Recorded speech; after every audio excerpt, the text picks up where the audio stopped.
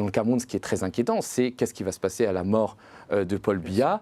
Évidemment, il y a plein de clans autour de Paul Biya. Vous avez le secrétaire général à la présidence, Gondgo, vous avez Mvondo Ayolo, le directeur de cabinet, qui tous ne peuvent pas se piffrer, qui se détestent entre eux et qui sont prêts à tout, y compris à écraser le Cameroun dans le sang et à créer des guerres pour prendre le pouvoir. Et ça, c'est quand même notre responsabilité à nous, Français. On ne va pas revenir à l'indépendance jusqu'à la guerre contre l'UPC.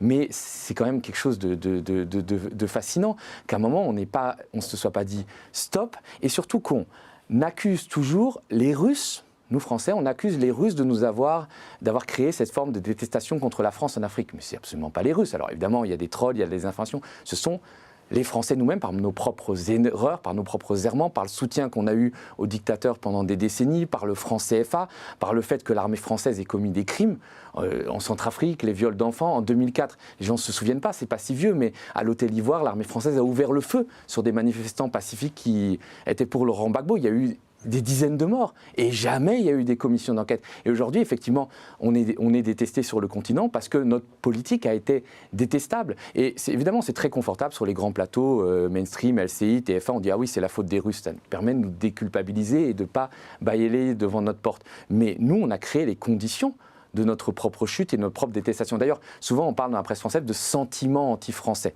comme si, bon, c'était un truc pas très formé, on réduit les pensées, les pensées des Africains à des trucs un peu sentimentaux, enfin voilà, qui ne seraient pas motivés vraiment dans les faits, alors que les gens font très bien la différence entre les Français qui vivent en Afrique et la politique française. Il n'y a pas de xénophobie anti-française, il y a un ressentiment légitime contre la politique française en Afrique. Et il y a un biais souvent raciste, c'est de penser que les Africains seraient incapables de penser par eux-mêmes et qu'il faudrait toujours qu'il y ait un marionnettiste.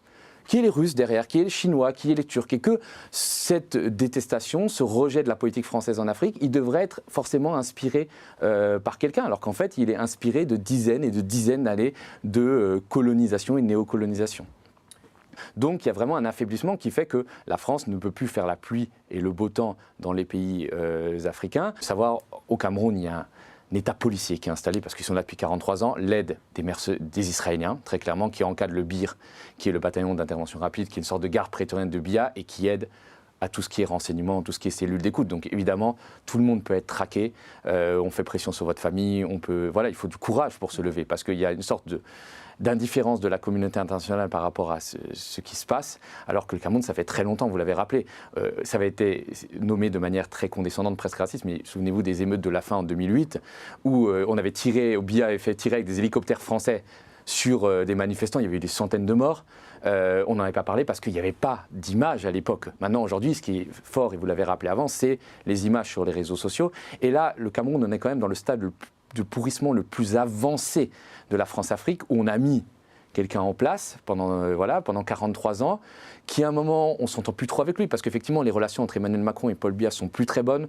Je ne vais peut-être pas rentrer dans le détail, mais en gros, ça a commencé à mal se passer sur la question du port de Douala, qui était contrôlé par Bolloré, et Macron voulait imposer un autre que Bolloré pour être à la tête du port de Douala. Il y a eu vraiment des affrontements de réseaux français, évidemment, qui se fait sur le dos des Camerounais, qui n'ont rien demandé à personne et qui voudraient juste pouvoir vivre dignement et avoir une économie qui fonctionne.